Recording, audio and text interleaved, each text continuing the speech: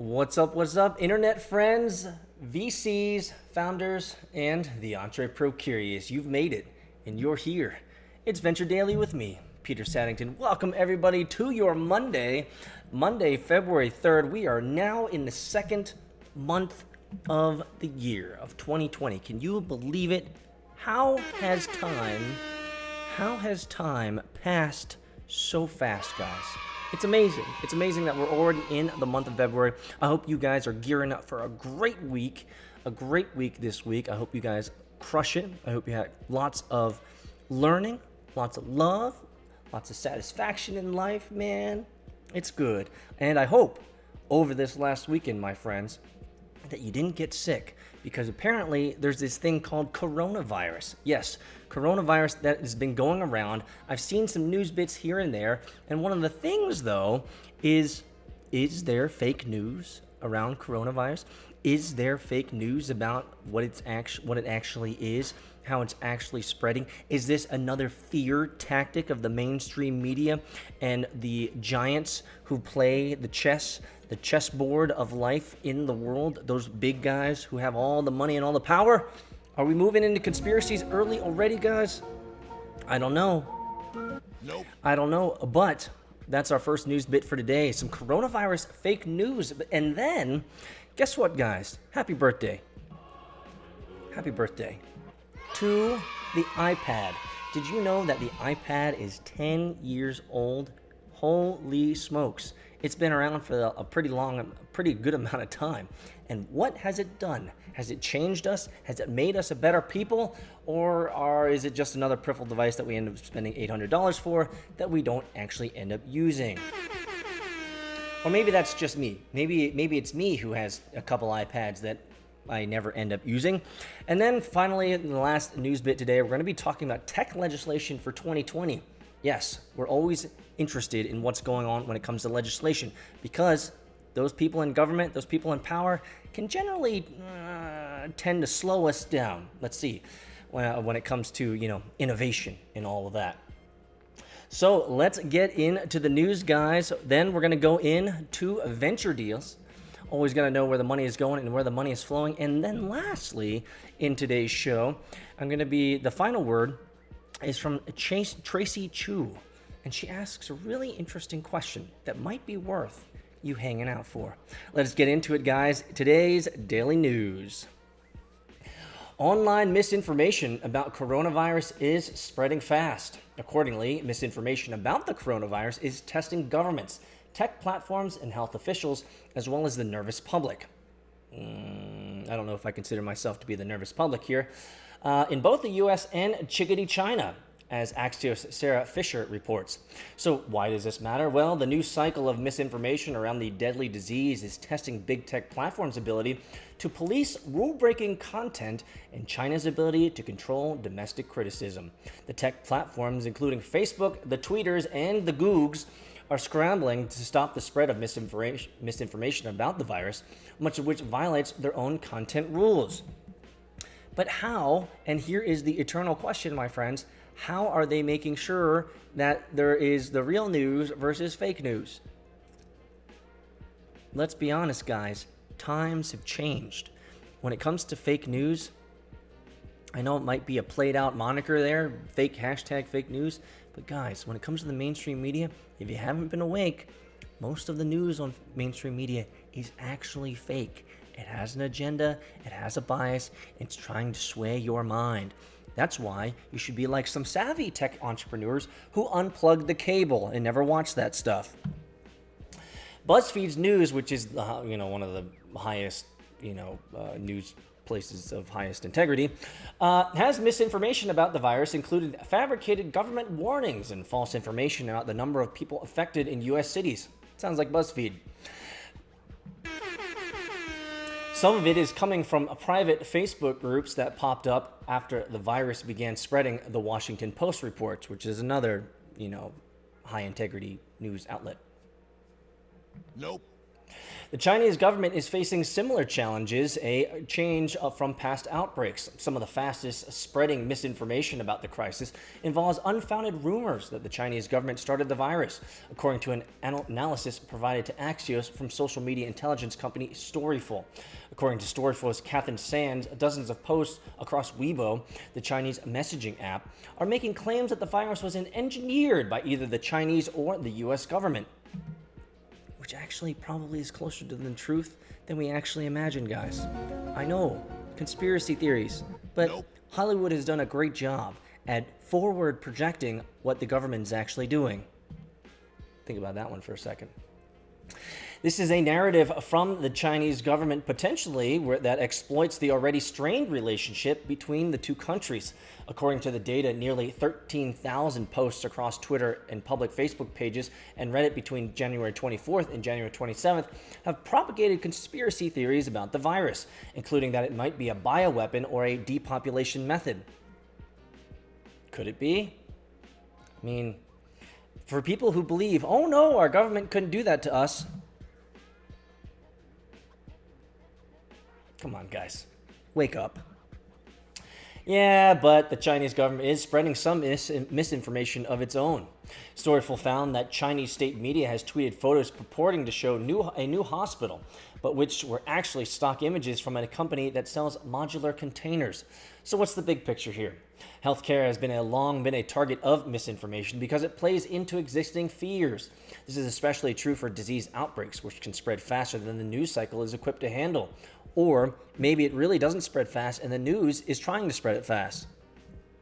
Axios wrote last year that the Russian efforts to sow discord ahead of the 2020 elections appeared to be focused on spreading inaccurate information about vaccines and 5G wireless technology, mostly that vaccines aren't effective, and they really aren't. The Council on Foreign Relations wrote last year that online disinformation about the Democratic Republic of Congo's Ebola virus outbreak in 2018 and 2019 made the crisis worse because it undermined confidence in the underlying science being used to stop the spread of the disease. Well, I don't know what you guys have heard, but I've seen stories on these social media sites that have things like, hey, I saw a video of kind of what they were saying here in the news article. I saw a video that's like, oh, look, they're building a new hospital and they're building it quickly. I saw another piece of news on the TikToks where a guy was talking about how some sort of some Canada Chinese scientist had stolen the virus from some Canada labs and brought it over to Chickadee, China.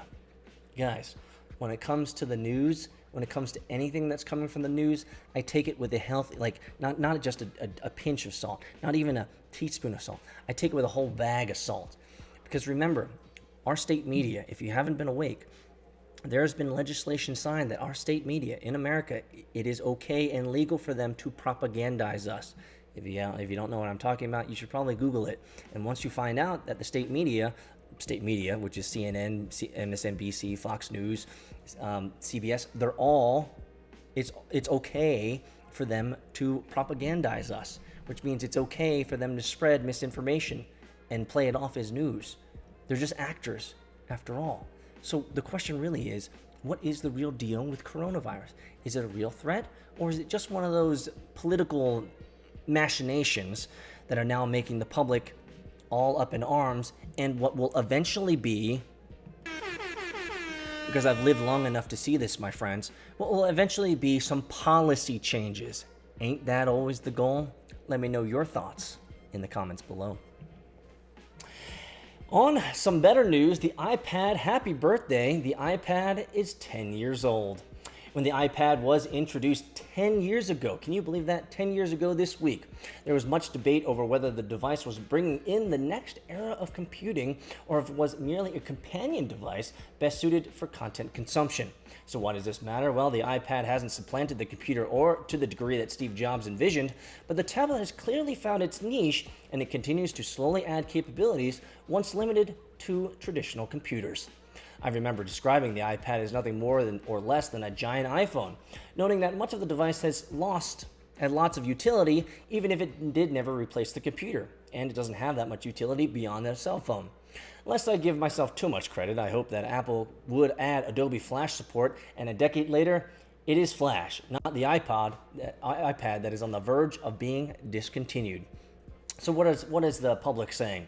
Well, the Wall Street Journal's Joanna Stern says, quote, lots of smart stuff being written about the iPad's 10th anniversary. All I can think of, thank you, Apple, for allowing me to travel in peace as my son watches Frozen for the millionth time. Longtime tech reviewer Walt Mossberg said, quote, the iPad hasn't entirely replaced the laptop, but it has taken over many common scenarios for which the laptop was once a prime device. I use my iPads daily, multiple iPads, and they have led me to dramatically reduce my laptop use, as if that's a good thing. I'm typing this post on an iPad, which makes him probably feel better that he's actually getting some utilitarian use out of that piece of tech. In terms of my thought bubble, well, as a writer, I still rely on my laptop daily and use my iPad only sporadically, mainly for entertainment on airplanes. Well, for me, I just read a book. But each generation gets more capable, as evidenced by the recent arrival of Photoshop for the iPad. Well, here's the question that I have for you guys. Do you own an iPad, and what is the usage that you use it? What is the amount of usage that you use it for? I don't use it pretty much at all. I only use it like the writer of this article. I give it to my kids when we're traveling to Korea or Japan or China or Europe. I just give it to them so that they cannot bother me and I can somewhat survive the trip. But other than that, I mostly use my laptop for pretty much everything. And for when it comes to video editing and all the production that I do, I use my big Mac here as well. So let me know. Has iPad changed your life, or is it just one of those peripheral devices that you kind of regret spending money on? Let me know in the comments below. Last but not least, what to expect on tech legislation in 2020? Well, bipartisan bills to protect kids online, promote a new secure technologies like 5G and autonomous vehicles, and restrain tech giants' power are a real possibility in 2020, despite a presidential election and impeachment proceedings preoccupying Washington, which is pretty much just a large clown fiesta. So what's the big picture here? Well, sweeping legislation will still struggle to gain traction, Axios' Margaret Harding and McGill reports. But narrower measures on issues like privacy and antitrust could help lawmakers show that they work across a bitter political divide. So what's next? Lawmakers are likely to unite around the following legislative priorities next year. Capitol Hill aides and industry sources tells Axios. When it comes to protecting kids' privacy, well, comprehensive privacy legislation may still prove elusive despite strong bipartisan interest. But there could be bipartisan lift for legislation to bolster digital privacy protections for minors. Efforts to update the decades-old Children's Online Privacy Protection Act are already underway in both House and the Senate. We want to keep kids safe online, that's for sure. And legislation that would increase pressure on platforms to take more action to police online child pornography and predation could gain bipartisan support. Big fan of that, by the way. When it comes to antitrust, policymakers from both parties have talked about updating antitrust laws to address tech companies' data and advertising data-driven business models, which don't fit neatly under existing theories of competition that focus primarily on consumer prices. That sort of overhaul won't happen in a matter of months, but similar changes are possible. And I will say, it's probably going to take more than a matter of months. It's probably going to take years. Because, you know, those career politicians loved to suck us dry from our tax money. Lastly, when it comes to autonomous vehicles, the House passed self-driving car legislation in 2017 that didn't pick up steam in the Senate, but a bicameral bipartisan effort led by the House Energy and Commerce and Senate Commerce Committees is underway this year. When it comes to 5G security, that's a doozy. The House has already passed a slew of bills related to advancing secure 5G networks, with some expected to be taken up by the Senate. Yeah, but last year it looked promising for national tech legislation too, and uncertainty still looms over lawmakers' very top tech policy priority, which is delivering sweeping online privacy legislation. Congress ended 2019 with a dueling Republican and Democratic drafts in the Senate and a bipartisan staff draft in the House. The latter failed to resolve the two biggest partisan sticking points stalling privacy legislation. Republicans want to override existing state privacy laws, while Democrats want to give individuals the right to sue companies over privacy violations. You can't win, guys. You can't win. In a two-party system, no one ever wins. Representative Jan Schwowski, who lent her support to the draft and has been gathering feedback on it, believes there's room for compromise on both areas. She told Axios in an interview that will air on C-SPAN, The Communicators. Well, when it comes to legislation, I'm always interested not only in the 5G, the Online Privacy Act and the privacy issues that we're always struggling, but also protecting minors. One thing that I'm also looking at, which wasn't in this article, but I cover sometimes now and again, is Bitcoin and blockchain legislation.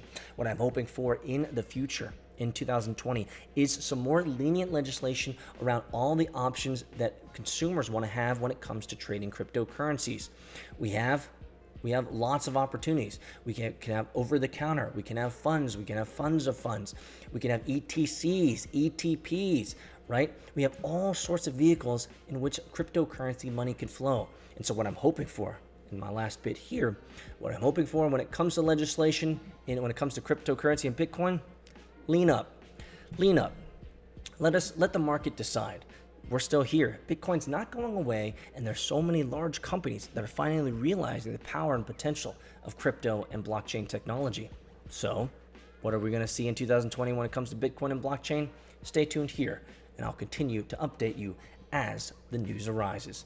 Thanks guys so much, guys, for today's news bits. Let's move on to the next section, which is venture deals. Yeah. True startup story, guys. You got it. Your company just got seed round financed. Congratulations. You're going to the moon. But now you have to scale. You found great talent out in California, New York, Georgia, and even Eastern Europe. So what communications platform will you be using to ensure your international team is always aligned? Well, the answer is easy. Slack.com for Teams. We've used Slack for all of our previous startups, and they've supported us in tremendous ways. And we want to give them a thanks today for supporting vchunting.com. Did you also know that Slack is a great tool for personal use? Yeah, I use my own personal Slack channel to drop in documents, notes, to-dos, and follow-ups to ensure that my workflow throughout the day is right on course. I promise you, if you try out slack.com for personal use, you'll end up using it for your team as well. Go to slack.com to check it out. Welcome back to Venture Daily, the fastest growing daily show in all of venture media. Make sure to check me out on the tweeters at AgilePeter, and you can find me on that TikTok at VC Hunting. Guys, when it comes to this particular tweet here, man, I just wanted to give some shout outs to Roger Vere, who is one of the biggest supporters, biggest evangelist for Bitcoin Cash, which some would say is not the real Bitcoin, but some would say is the real Bitcoin. Here's the point. He said, I'm 41 years old today. This was last week. I had 21 years spent promoting free markets and voluntarism, 9 years spent promoting peer-to-peer electronic cash to enable it. Well, what hit home for me is that he turned 41, and 41 years old is the age in which Kobe Bryant has passed away. There's so many, I really like this new millennium response to it. He says, feeling blessed that you have life as is more precious than any financial instrument. There have been others that barely made it to your age when it was all over. Kobe Bryant, rest in peace. Roger Vere, keep pushing. Keep going, my man. Make sure to also subscribe to our The Daily Hunt, our daily newsletter, where I put down news that you can use every day. So check it out. Let's move in to the venture deals, the first venture deals of February, guys. February 3rd, 2020, guys. Active Campaign, a Chicago-based provider of email marketing solutions, raised $100 million in Series B funding. Susquehanna Growth Equity led the round. Congratulations. Aquant, a New York-based service intelligence platform, raised $30 million in Series B funding. Insight Partners led the round.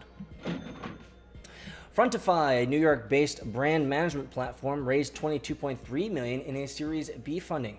EQT Ventures fund led the round. Persona, a Broomfield, Colorado-based identity verification startup, raised $17.5 million in Series A funding. Investors in Cotu and First Round Capital. I'm going to look this up. I'm interested in what this is all about. What is this all about here? And the link is dead. We won't look at it right now. Super Awesome. Nice name, guys. Super Awesome, a UK-based operator of kid tech platform, raised $17 million in funding. Investors include M12, Mayfair Equity, Hoxton Ventures, and IBIS. Super Awesome. Kid tech platform. What's this all about? Making the internet safer for kids. That's exactly what we were talking about. Monthly kid-safe digital transactions. Whoa. Powers the kids' digital media ecosystem. Super awesome. Our kid tech is used by hundreds of brands and content owners to enable safe digital engagement. I can dig it. Check out superawesome.com, guys. Check it out. It just got funded. Wheel, an Austin-based digital health company, raised $13.9 million in a Series A funding. CRV led the round. P2 Science Inc., a Woodbridge, Connecticut-based renewable chemistry company, raised $12 million in Series C funding. HG Ventures and Channel led the round. Maybe it's Chanel. App Omni, a San Francisco-based provider of software-as-a-service security and management platform, raised $10 million in Series A funding. Clear Sky led the round. AdmitHub, a Boston-based developer of a controversial AI platform, raised $7.5 million in funding. Investors include Salesforce Ventures and Google Assistant Investments Program. Well, I will say this, if it has Salesforce and Google involved, it probably is controversial because they're probably trying to do something with it that could be nefarious. Just kidding. Let's see what App Omni is all about. No, AdmitHub.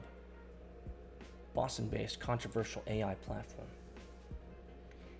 Reach students where they are. Drive students' success with the help of conversational AI and an easy-to-use platform.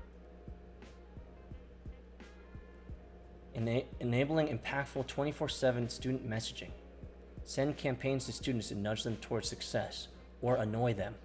Always there, individual support. Help students find the right resource and information exactly when they need it, because talking to an AI is exactly what you need when you need help. I'm curious. Maybe it's controversial because they're trying to convince us that AI is better than human-to-human conversation? I don't know, guys. Let me know in the comments. Knox Financial, a Boston-based investment property ownership platform, raised $3 million. Oh, yeah. Always got to give the yay to seed funding. $3 million in seed funding. Graycroft led the round. You are now capitalized, Knox Financial. Time to knock it out and get to the next series. Next Travel, a New York-based business travel platform, raised $2.4 million in a Series A funding. Investors include Pipeline Angels and Quest Ventures.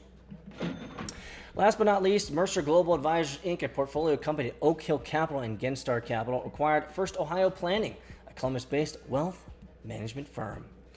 And there you guys go. Those are our venture deals for February 3rd, 2020. This is where the money is going, and this is where the money is flowing. Did you know that there's even more value than just audio or video? Follow us on Twitter, Instagram, TikTok at VC Hunting, and make sure to sign up for the VC Hunting newsletter, where you'll be able to get weekly news on venture capital, startups, founder stories, and the occasional wisdom extracted from Peter's brain. Go to vchunting.com to sign up. And now back to the episode.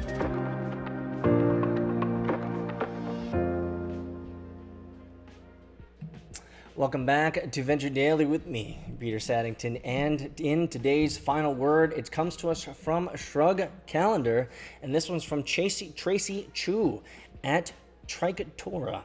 She says, remember when you wanted what you have now. Remember when you wanted what you have now. What a great thing to remember. Thanks, Tracy. I appreciate that. I think it's so easy for us, especially as we move into the 2020 year, this year. It's easy for us to forget what we've accomplished in the previous years. It's amazing once you sit down and really spend some time considering, hey, what have I accomplished? What have I done? What have I achieved? What has come to pass? And what have I gotten through? It's amazing to see and believe that you have been able to traverse so many things, so many struggles, so many achievements, so many things that you've uncovered and overcome in life. It's amazing. Never forget where you've come from. Never forget what you've achieved. And if you ever have, and this is the point of what I want to talk about today, if you ever have a wanting in your life, like, oh, I want that, or I can't get it yet, or oh man, I can't achieve it, or any of this type of negative self-talk, get over yourself. Get over yourself. Remember, there was a time when you wanted, just like Tracy reminds us here, there was a time when you wanted what you have now. Sometimes it's important to sit back and be content. Sometimes it's important to sit back and appreciate that which we have before us. Especially in this week, the last couple weeks of January, we've had a lot of famous people die. And it kind of quickens you a little bit. At least it quickens me. It makes me think about, hey, what is life? What's worth putting time into? What's worth spending time doing? What are things that I need to throw away? What are things that I need to remove it from my life? Where do I need to refocus? Where do I need to realign? And where do I need to ensure that I'm putting my best work forward? I will tell you, admittedly, 100%. You see this? You see all this behind me? I've talked about this many times, and I don't mind talking about it again. I dreamed of this garage. Years, guys, years before I even built it. I dreamt of this garage years before I even bought the land, tore down the house, built up a new one. You see, I wanted what I have now. And I know that there are things in there, well, it's clear that there are things in the future that I would like to achieve as well. But I will tell you, in my old age here, you guys, in my some semblance of maturity that I've received and achieved or whatever, I've slowed that down. I've achieved a lot, and maybe it's just my position in life. Maybe it's that I don't have a big wanting in my life for the future because I've achieved so much in the past. Maybe I need to get my act together. Maybe I need to start dreaming big again.